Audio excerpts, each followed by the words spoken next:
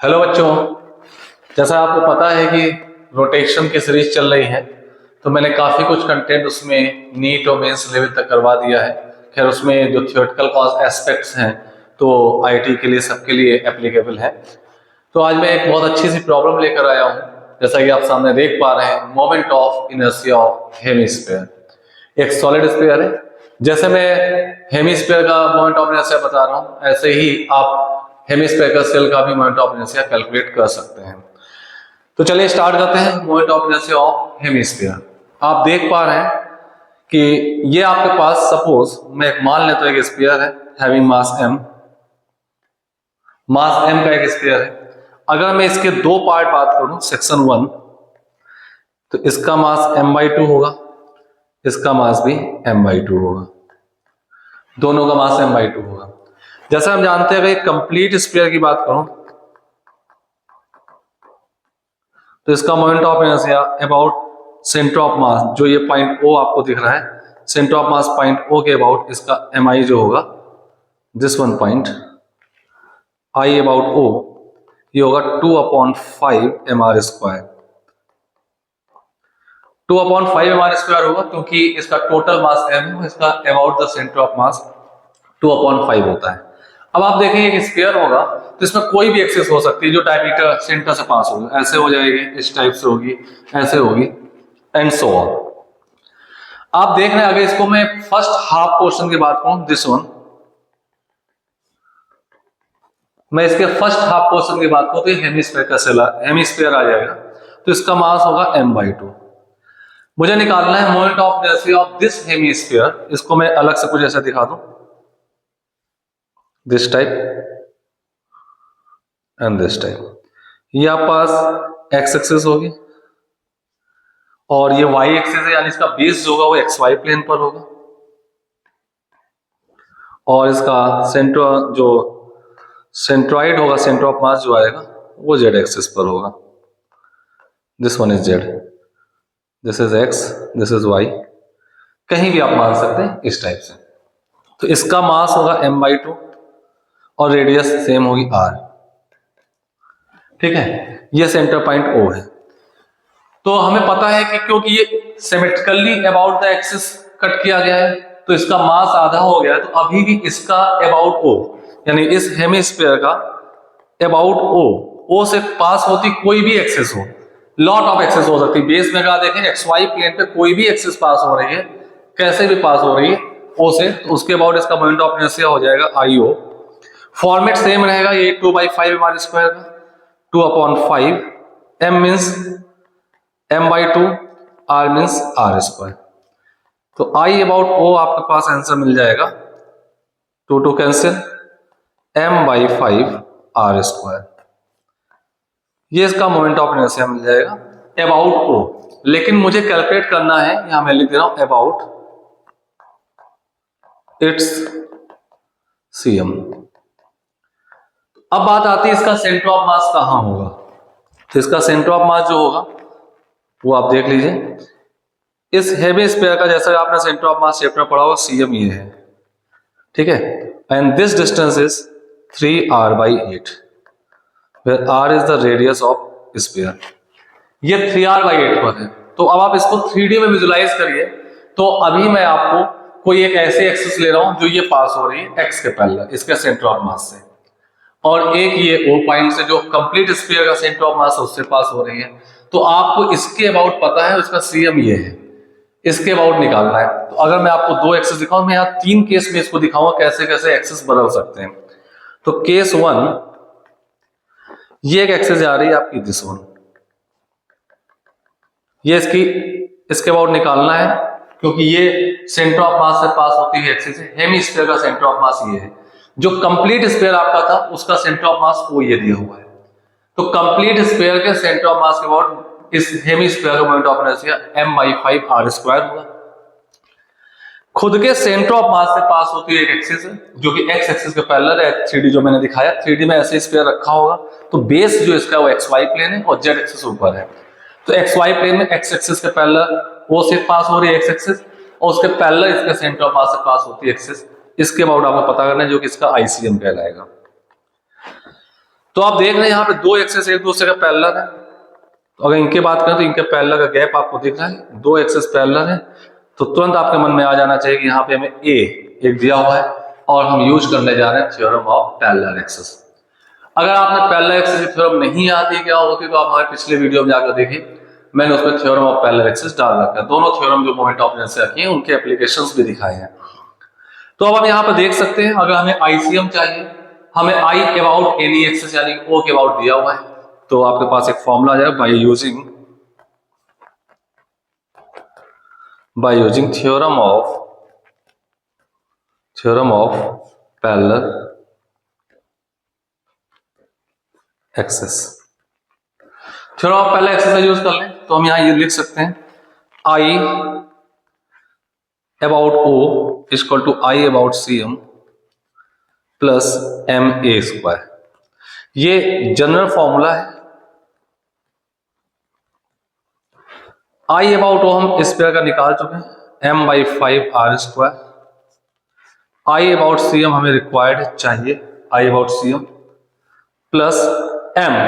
Most of बच्चे इस जगह गलती कर जाते हैं, ये जनरल फॉर्मूला है, हमने जो स्फीयर ले रखा है हेमी स्फीयर उसका मास m बाई 2, क्योंकि हमने कंप्लीट स्फीयर को सिमेट्रिकली कट किया है। कंप्लीट स्फीयर का मास मैंने m लिया था, सिमेट्रिकली कट किया तो इसका मास m बाई 2 हुआ, तो m बाई 2 हमें यहाँ यूज करना है। ये एक इंपॉर्टेंट पॉइंट है, बच्चे सामान्य तौर पर यहाँ पर लिखने पे गलती कर जाते हैं। तो यहाँ पे मास m बाई 2 होगा, r होगा आपके पास a जो आ रहा है ये मैंने ऊपर दिखा रखा है, दोनों पैरेलल एक्सिस के बीच का गैप है, दैट इज 3r बाई 8। ये तो यहां से आप आईसीएम निकालें, आईसीएम आएगा m बाई 5 आर स्क्वायर, इसको उधर ट्रांसफर कर देते हैं, minus m by 2 into 9r square by 64। इसको जब हम सॉल्व करेंगे तो हमारे पास आईसीएम आ जाएगा 83 mr square by 640 and this is your answer in first case.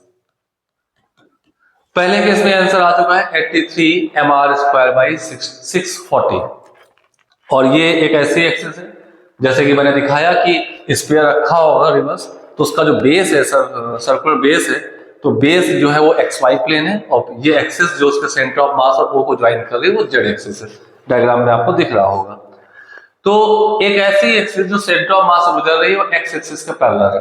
अब इसको 3D देखिएगा, ये कोई एक एक्सिस नहीं है, ये ऐसी भी एक्सिस हो सकती है जैसा मैंने पेन दिखाया हुआ है, ये एक ऐसी एक्सिस भी हो सकती है सेंटर ऑफ मास से, ये एक ऐसी एक्सिस भी हो सकती है सेंटर ऑफ मास से, ये कोई भी एक्सिस हो सकती है, दिस वन ऐसे कहीं से भी सेंटर ऑफ मास से स्फीयर गुजरती हुई ये एक्सिस हो सकती है, तो इस चीज को ध्यान रखिएगा, ठीक है।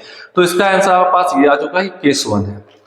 अब केस 2 में आपको और दिखाता हूं, दूसरा केस बहुत ध्यान से देख लीजिए, कोई दिक्कत हो तो फिर से इस पे बात हो जाएगी, ठीक है। अब आते हैं केस 2, एक केस 2 ले लेते हैं। केस 2 में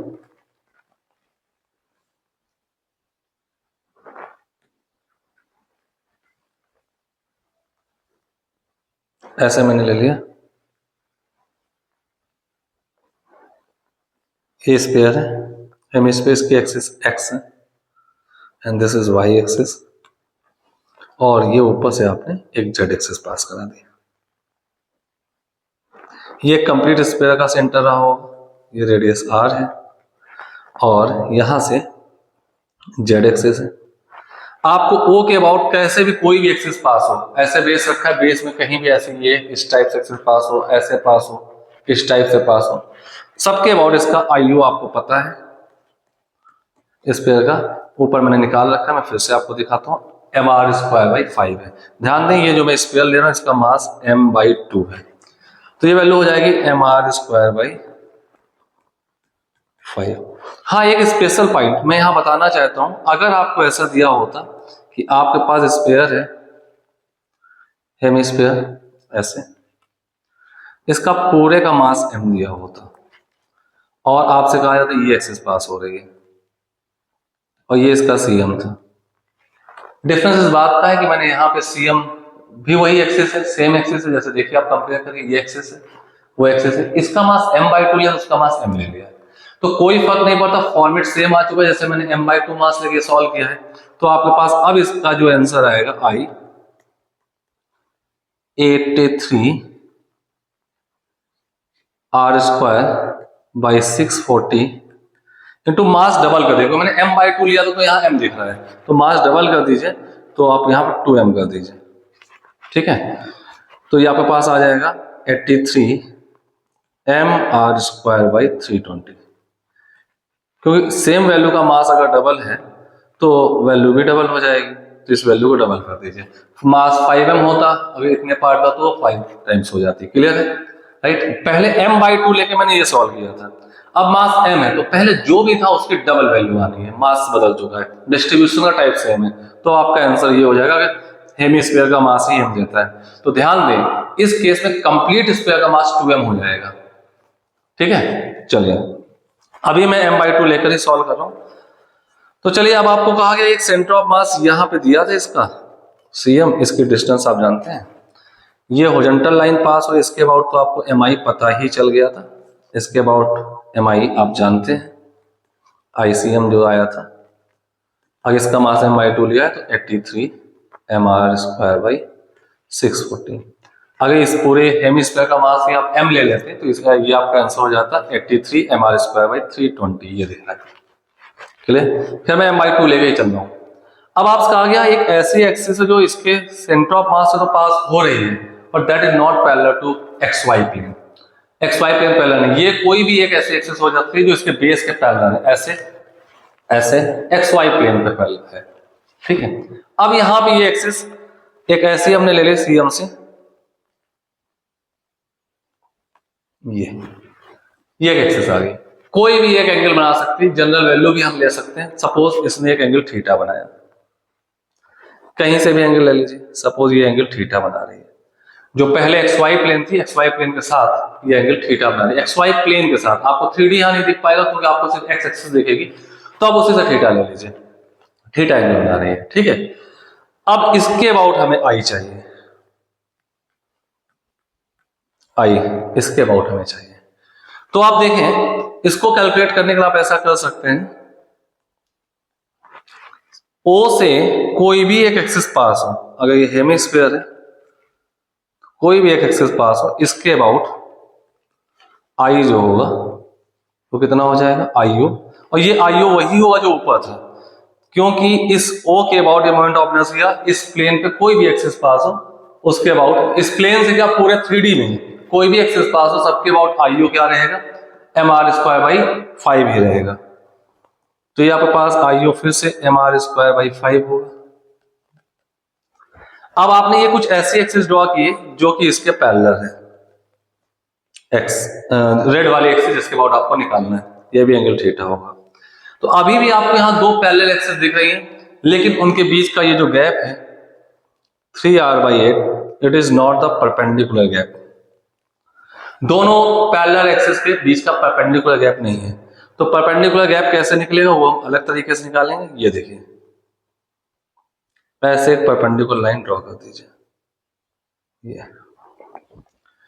तो आप देखेंगे ये एंगल थीटा था तो ये एंगल थीटा होगा, ये 90 माइनस थीटा होगा, this one is 90, this one is theta. ठीक है, तो आपके सामने ये एक CM पॉइंट मिल गया है, ये O पॉइंट है, इसको कोई O डैश पॉइंट मान लें। अब आपके पास आएगा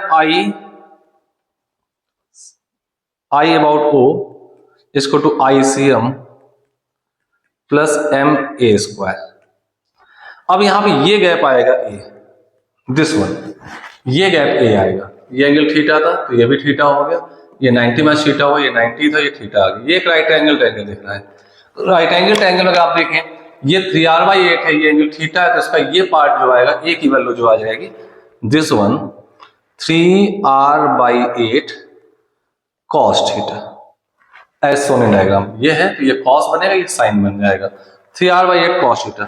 तो आपको यहाँ पे A की वैल्यू जो आ जा रही है, ये हाइपोटेन्यूज है, थीटा एंगल पर प्रोजेक्शन हो जाएगा 3r/8 cos थीटा। और यहाँ थीटा एक कांस्टेंट वैल्यू है, ध्यान दीजिएगा, फिक्स एंगल का दिएगा, कोई वेरिएबल नहीं है यहाँ पर। थीटा कांस्टेंट है। तो अब आपको यहाँ क्या करना है, आईयू आपके पास है mr²/5 इक्वल टू आईसीएम निकालना है, प्लस फिर से वही पॉइंट में बता रहा हूं, मैंने जो हेमिस्फीयर ले रखा उसका मास m/2, तो आप m/2 ही लगाएंगे। और a कितनी हो जाएगी आपके पास 3r/8, पहले आपने 3r/8 लगाई थी, अब 3r/8 cos थीटा और होल स्क्वायर।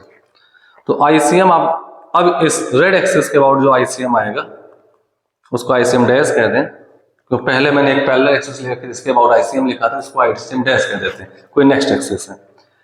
तो ये वैल्यू हो जाएगी mr²/5 minus m/2 into 9r²/64 cos square theta.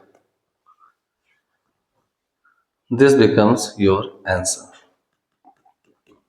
ठीक है, तो ये आपके पास एक आंसर आ चुका है, इसको देख सकते हैं। तो यहाँ पे दो केस थे, एक सेंटर ऑफ मास पे, एक जो बेस होगा बेस के प्लेन पे पैरेलल एक्सिस और उसके किसी एंगल पर। तो ये दो केस में हेमिस्फीयर का moment of inertia about its centre of mass calculate कर चुके हैं। आप चाहें तो इसके स्क्रीनशॉट भी ले लीजिए। इसके बाद फर्स्ट केस में ये हमने कैलकुलेट किया था, ये भी अपने आप में एक इंपॉर्टेंट टर्म था, दिस वन।